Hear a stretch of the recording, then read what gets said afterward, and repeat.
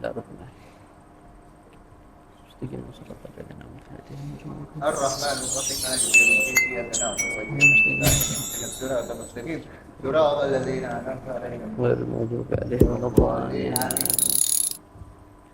بسم الله الرحمن الرحيم. الحمد لله رب العالمين والصلاة والسلام على أشرف الأنبياء والمرسلين سيدنا ومولانا محمد وعلى آله وصحبه أجمعين. Amma ba'd.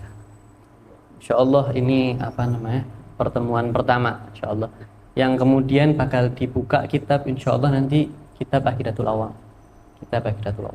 Untuk pertemuan pertama insyaallah belum buka kitab Aqidatul Awam, masih dalam bulan Maulid, di masa bulan Maulid kita mau baca sedikit tentang sejarah kelahiran Nabi. Yang mana kita sering baca di kitab-kitab Maulid, di kitab Maulid Tiba, Maulid Diaula, Simtuduran yang barusan kita baca, tapi cuman baca aja, belum bisa merenungi. Nah, ini kita di sini insyaallah menggambarkan sedikit tentang kelahiran Nabi sallallahu alaihi wasallam. Yang mana Nabi sallallahu alaihi wasallam itu dahulu diceritakan, diajarkan oleh para sahabat, kemudian tabi'in, seperti mereka mengajarkan Al-Fatihah kepada anaknya. Setiap hari mengajarkan tentang kelahiran Nabi, bagaimana tentang Nabi, sifat-sifatnya Nabi, sirahnya Nabi gimana. Kemudian dirangkum oleh ulama di kitab Maulid. Nah, ini sedikit tentang perjalanan kelahiran Nabi sallallahu alaihi wasallam. Allah Subhanahu wa taala berfirman di kitab di Al-Qur'an, "Laqad ja'akum rasulun min anfusikum." Telah datang kepada kalian rasulun, seorang utusan yang mana utusan itu min anfusikum, dari jenis kalian, ya ini manusia. Tapi di mana Nabi sallallahu alaihi wasallam ini bukan sembarang manusia yang terbaik di antara yang terbaik, manusia yang terbaik di antara yang terbaik. Nabi sallallahu alaihi wasallam berkata, qala anhu sallallahu alaihi wasallam, min anfusikum, yang dimaksud anfusikum ini apa? Hasaban wa nasaban wa sihran laisa min abaihi min ladun adam sifahun kullah nikah. Jadi Nabi sallallahu alaihi wasallam walaupun di dalam dari jenis kalian, ini manusia, tapi Nabi sallallahu alaihi wasallam ini dari mulai nasabnya sampai hasabnya, kemudian periperannya Nabi sallallahu alaihi wasallam tidak tercampur dari kekotoran zina. Ya, ini Nabi sallallahu alaihi wasallam dari dulu lahir daripada pernikahan. Yang mana pernikahan sebelum diutusnya Nabi sallallahu alaihi wasallam macam-macam. Pernikahan macam-macam, ada 4 disebutkan, ada 4 macam pernikahan. Yang pertama pernikahan yang kita kenal sekarang, melamar, kemudian kemudian ada akad di situ. Ada sebagian yang lain pernikahan yang semacam kayak kumpul kebo, ketika punya anak jadi kemudian ketika ada menghasilkan anak kemudian menjadi suami istri ketika menghasilkan anak. Tapi Nabi sallallahu alaihi wasallam dari mulai Nabi Adam sampai abahnya Abdullah itu tidak pernah terlewatkan dari sebuah pernikahan. Nabi sallallahu alaihi wasallam, yaitu abahnya siapa? Abdullah. Di sini Nabi sallallahu alaihi wasallam adalah manusia terpilih. Wa an Ibnu Umar radhiyallahu anhuma annahu sallallahu alaihi wasallam qala. Di sini diriwayatkan dari Ibnu Umar, Abdullah bin Umar radhiyallahu anhuma. Dikatakan anhuma berarti abah dan beliau juga termasuk sahabat, yaitu Abdullah dan Sayyidina Umar termasuk sahabat. Berkata annahu sallallahu alaihi wasallam qala innallaha azza wa jalla ikhtara khalqahu fakhtara minhum bani Adam, thumma ikhtara bani Adam fakhtara minhum al-Arab, thumma ikhtara al-Arab fakhtara minhum Quraisyan, thumma ikhtara Quraisyan fakhtara minhum bani Hashim, thumma ikhtara bani Hashim fakhtara minhum falamma azal khiyar bin khiyarin ala man ahabba al-Arab fabihubbi ahabbahum wa man abghada al-Arab fabibughdi abghadahum. Diriwayatkan di sini bahwasanya Allah Subhanahu wa taala memilih di antara makhluk-makhluknya. Kemudian Allah Subhanahu wa taala memilih di antara makhluknya, yaitu keturunan Nabi Adam. Kemudian dipilih di antara keturunan Nabi Adam, dipilih di antara mereka ada yang terbaik, yaitu keturunan orang-orang Arab. Kemudian di antara Arab ada yang lebih baik lagi, yaitu Quraisy. Di antara Quraisy ada yang lebih baik lagi, yaitu Bani Hashim. Kemudian Allah Subhanahu wa taala terus memilih di antara yang terbaik dari yang terbaik sampai Allah Subhanahu wa taala memilih nabi dari Bani Quraisy. Dan kemudian Nabi sallallahu alaihi wasallam mengatakan di sini ana atqa waladi Adam wa akramahum 'alallahi wala fakhr. Aku ini adalah orang yang paling takwa di antara anak-anaknya Adam dan yang paling mulia. Dan ini bukan sebuah kesombongan, kata Nabi sallallahu alaihi wasallam. Nabi sallallahu alaihi wasallam menyebutkan ini bukan karena kesombongan, tapi untuk tahaddutan bi ni'mah. Karena Allah Subhanahu wa taala mengatakan wa amma bi ni'mati rabbika fahaddits. Ketika ada kenikmatan, bicarakan kenikmatan itu untuk Untuk menambah kenikmatan di atas kenikmatan.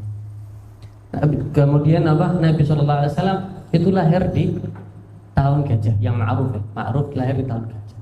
Nabi sallallahu alaihi wasallam lahir di tahun gajah. Ada yang ngomong 50 hari setelah kejadian, ada yang ngomong 40 hari setelah kejadian, di mana itu ada raja yang bernama Abraha dari Yaman, dari Sana'a. Itu tidak terima ada Ka'bah, yang dimana setiap tahun orang datang ke Ka'bah untuk menghormati Ka'bah dengan tawaf dan lain-lain ibadah. Dia tidak terima, kemudian membuat sendiri Ka'bah di Sana'a, di Yaman sana. Kemudian membuat sendiri Ka'bah, tapi tetap tidak ada yang mau datang. Sampai akhirnya ada si Abraha ini, gimana caranya biar orang datang ke Sana'a, Ka'bahnya dia, dengan cara mengutus pasukannya dia untuk pergi ke Mekah, untuk menghancurkan Ka'bah. Dia bawa itu pasukan gajah.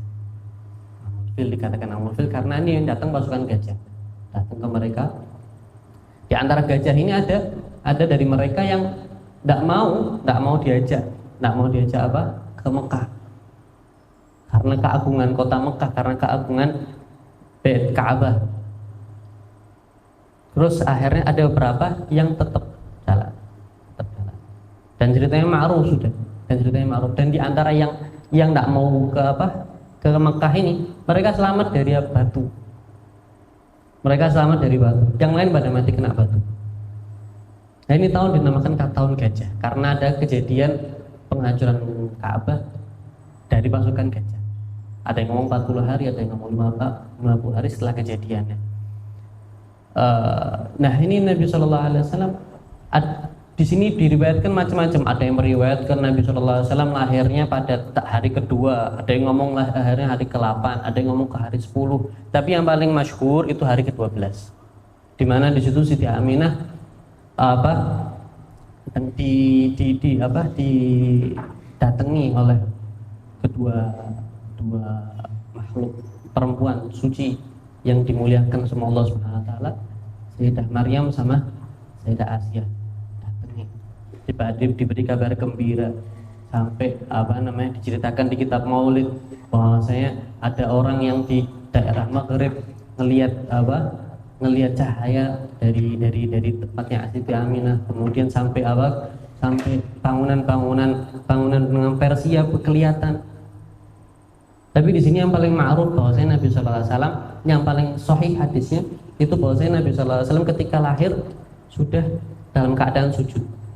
Nabi sallallahu alaihi wasallam lahir dalam keadaan sujud. Dan sudah ada yang meriwayatkan Nabi sallallahu alaihi wasallam sudah makhulan, lahir dalam keadaan sudah dicelai, sudah dikhitan. Nah, Nabi sallallahu alaihi wasallam sudah dikhitan. Kemudian di tahun pertama Nabi sallallahu alaihi wasallam itu disusui oleh budaknya Abi Lahab, yaitu Suwaibah. Yang pertama Suwaibah ini dikatakan Barakatul Habasyiyah karena membawa berkah. Ketika lahirnya Nabi, ini Suwaibah ini lari ke Abu Lahab. Kemudian mengasih kabar gembira. gembira bahwasanya Nabi sallallahu alaihi wasallam telah lahir. Ini apa? Anaknya Abdullah telah lahir. Anak Abdullah telah lahir, kemudian dengan gembira Abu Lahab ini memerdekakan si Suhaibah tadi, Barakatul Habasyih tadi. Kemudian akhirnya salah satu dari sahabat mimpi ketika Abu Lahab sudah meninggal, mimpi melihat Abu Lahab. Kemudian Abu Lahab cerita ketika di neraka, ketika diadab tiap hari Senin keluar di antara jari-jarinya susu untuk meringankan bebannya, meringankan siksa daripada Abu Lahab karena gembira atas kelahiran Nabi Shallallahu Alaihi Wasallam, karena kabar gembira tadi dengan memerdekakan budaknya. Kemudian Nabi Shallallahu Alaihi Wasallam disusui oleh Halimah Sa'diyah, dibawa sama Halimah Sa'diyah. Cerita yang ma'ruf sudah ketika Halimah Sa'diyah ini datang paling terakhir ke Quraisy, melihat di antara mereka sudah teman-temannya sudah pada dapat anak untuk disusui, tapi ini Halimah belum dapat. Karena datang paling terakhir, keledainya ini datang paling lambat sendiri, sampai akhirnya datang ke Mekah untuk mencari bayi untuk dibawa pulang. Ketika melihat Nabi SAW jatuh cinta si Halimah Sa'diyah, lihat, ini salah satu anak terbaik. Ngomong sama suaminya, tapi ini anak yatim, tidak ada duit, anak yatim. Sudah berkah, mudah-mudahan kita bawa berkah, kata suami. Bismillah, bawa berkah, dibawa pulang. Baru dibawa pulang, dibawa dengan keledainya, sudah mendapatkan berkah daripada Nabi Shallallahu Alaihi Wasallam. Yang tadinya keledainya ini jalannya paling lambat, jadi paling cepat sampai balap yang tadi berangkat duluan, dibalap semua. Terus yang tadinya susunya keluarnya sedikit jadi keluar banyak. Kambing yang tidak keluar susu jadi keluar susu. Sampai ketika ada satu tahun di situ nggak turun hujan, Halimah Sa'diyah bawa Nabi Shallallahu Alaihi Wasallam doa untuk turun hujan, berkah banyak, membawa berkah. Nabi SAW di tempat Siti Halimah Sa'diyah ini 4 tahun, selama 4 tahun. Dalam 4 tahun itu berkah macam-macam. Nah, setelah 2 tahun Nabi SAW disabih selama 2 tahun. Kemudian sisanya untuk belajar bahasa Arab dan lain-lain, karena adat di Mekah itu membawa anaknya ke gunung untuk biar bisa bahasa Arab, biar bagus usahanya pun. Kemudian ketika pas 4 tahun, ini anak daripada Halimah Sa'diyah, saudara susuan Nabi Muhammad, itu lari ke Halimah Sa'diyah. Ketika datang ke Halimah Sa'diyah, wahai ibuku, itu Muhammad sudah dibunuh. Ada yang bunuh Muhammad, ada 2 orang datang bunuh Muhammad. Kemudian ini Halimah Sa'diyah ketika mendengar itu kaget langsung lari ke tempat Nabi Muhammad, ngelihat Nabi Muhammad ada berdiri lagi. Kata Halimah Sa'diyah, "Atatka nafsi malladhi asabak," kata Halimah Sa'diyah di kitab Syarah Langit. Ya, wahai anakku, ini diriku ini jadi korban. Aku ini berani mengorbankan dirimu untukmu. Apa yang telah terjadi padamu? Kemudian Nabi Muhammad bercerita, tadi telah datang 2 orang telah datang mendatangiku, kemudian menidurkanku, kemudian membelah hatiku. Ketika dibelah, diambil itu hati, dicuci, kemudian dikembalikan dan Nabi berdiri. Yang diambil itu dalam riwayat hati syaitan, bagian daripada setan yang ada di dalam hati Nabi Shallallahu Alaihi Wasallam. Kemudian ditambahi ilm dan hikmah Nabi Shallallahu Alaihi Wasallam. Karena disebutkan di dalam Maulid bukan berarti Nabi Shallallahu Alaihi Wasallam kotor, Tapi di sini syakku sadar ini itu terjadi karena untuk membersihkan dari yang bersih tadi. Jadi bersih dia tambah bersih lagi ketika Nabi Shallallahu Alaihi Wasallam dicuci. Kemudian ketika takut di tahun kelima dikembalikan lagi Nabi Shallallahu Alaihi Wasallam kepada ibunya. Kemudian dibawa ke Yathrib, dibawa ke Yathrib sama ibunda Nabi Shallallahu Alaihi Wasallam, dibawa ke Yathrib untuk berkunjung ke keluarganya yang ada di Madinah, untuk berkunjung kepada keluarga yang ada di Madinah. Setelah berkunjung selama sebulan, dikatakan Nabi Shallallahu Alaihi Wasallam belajar berenang di situ. Belajar berenang di situ Nabi Shallallahu Alaihi Wasallam. Kemudian pulang, baru sampai Abwa, salah satu daerah antara Madinah sama Mekah, Abwa. Ibunda Nabi Shallallahu Alaihi Wasallam, Siti Aminah, meninggal. Dan ma'ruf perkataan Nabi di situ yang mungkin sebagian orang belum dengar. Siti Aminah di situ diriwayatkan dari pembantunya yang ikut sama Nabi yang ikut sama Nabi dan Siti Aminah. Itu Siti Aminah berbicara kepada Nabi Shallallahu Alaihi Wasallam, "In sahha ma absartu fil manam," kalau benar apa yang aku lihat di tidurku, di mimpiku, fa anta mab'uts ilal anam, bahwasanya kamu ini akan dibangkitkan untuk seluruh manusia. Min indi dzil jalali wal ikram, dari Tuhan yang mempunyai keagungan dan kemuliaan. Tab'atsu fil hal wa fil ihram, dan kamu akan diutus di tempat yang suci dan tempat yang haram. Dan Nabi Shallallahu Alaihi Wasallam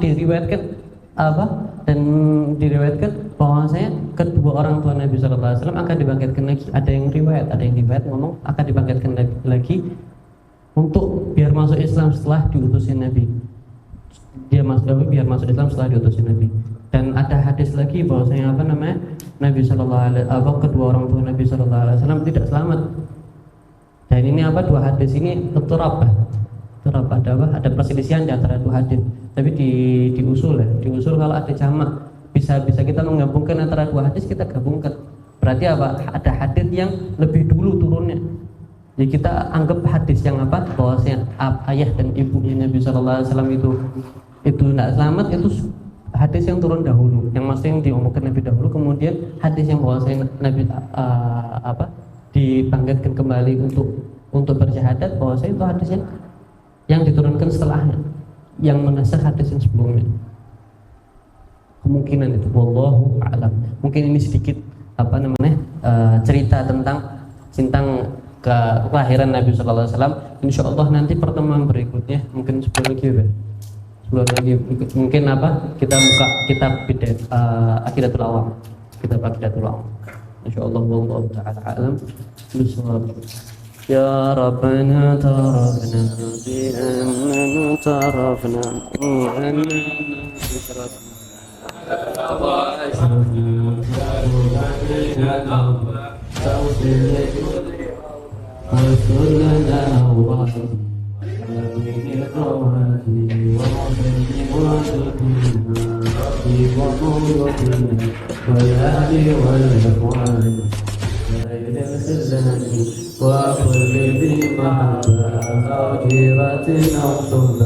والمسلمين أجمعين فضلا وجودا من هدى بالحساب منا بالمصطفى الرسول الله بكل سنة صلى وسلم ربي عليه أنت الحبيب وآله وصحبه